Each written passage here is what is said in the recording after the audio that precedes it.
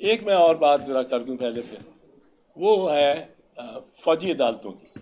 فوجی عدالتوں پہ میں چاہتا ہوں کہ کوئی مطلب کوئی تو جا کے آرمی چیف کو بھی بتائے کہ قانون کیا ہے. ان کو یہ مطلب ہے، میرا نہیں خیال اس طرح بتایا جا رہا ہے، جو وہ چاہتے ہیں وہ اسی طرح لوگ مشورہ دیتے ہیں. فوجی عدالتیں 1998 اور 1999 میں 2 مقدمے ہوئے، جس میں ایک میں 5 جج بیٹھے تھے سپریم کورٹ کے، دوسرے میں 11 جج بیٹھے تھے. اور وہ تھا محرم علی کا کیس، اور 1999 میں لیاقت حسین کا کیس. اس میں سپریم کورٹ نے کہا ہمارے آئین کے تحت فوجی عدالت لگ ہی نہیں سکتی. اب وقت گزرتا گیا، کوئی فوجی عدالت نہیں لگی. جو اس وقت لگانے کی کوشش کی تھی میاں صاحب نے، اس کو انہوں نے انلیگل قرار دے دیا. اب یہ چلتا رہا.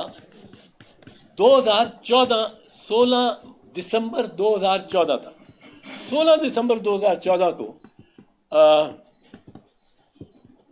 یہ واقعہ ہو گیا پشاور میں آرمی پبلک سکول کا. وہاں تقریباً 150 بچوں کو جس طرح شہید بے ایمانہ طور پہ کیا گیا، اور ماں باپ والدین باہر کھڑے ہوئے ہیں دیوار کے ساتھ اور اس کو پیرامیٹر وال کے باہر، اور اندر گولیاں چل رہی ہیں. تو ان کے دل ان کو روک کے رکھا ہوا ہے، نہیں تو مائیں جا کے لپٹ جاتی ہیں بچوں کے ساتھ بھی اور قاتلوں کے ساتھ. اس میں ایک قوم میں ایک غم اور غصہ ہوا، اور قوم نے کہا کہ ہم فوجی عدالتیں لائیں. اب جب فوجی عدالتیں لگانے کا فیصلہ ہو گیا تو آئین میں ترمیم کرنا پڑی. آئین میں وہ اتنی گنجائش بنانی پڑی جس میں فوجی عدالتیں آ جائیں، اسپیس دینی پڑی.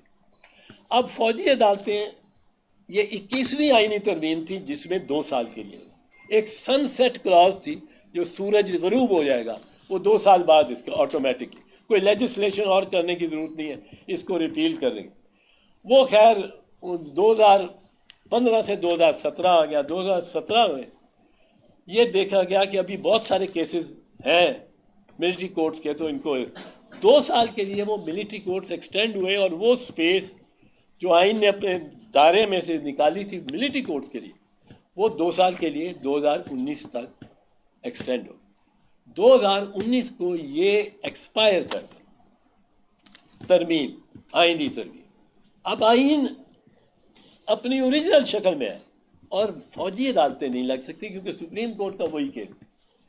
اب کل اگر عدالتوں نے کہا کہ فوجی عدالتیں نہیں لگ سکتی، اور آرمی چیف کی خواہش اس کو بتایا ہی نہ گیا، اس کی خواہش ہوئی کہ فوجی عدالتیں لگانی ہے میں نے، تو ایک تصادم کی صورتحال پڑے گی نا. ہم تو کہیں گے کہ جو عدالت کہتی ہے، عدالت کو یہ وکلا تو سب یہ کہیں گے کہ عدالت جو کہتی ہے اس پہ عمل درآمد کیا جائے.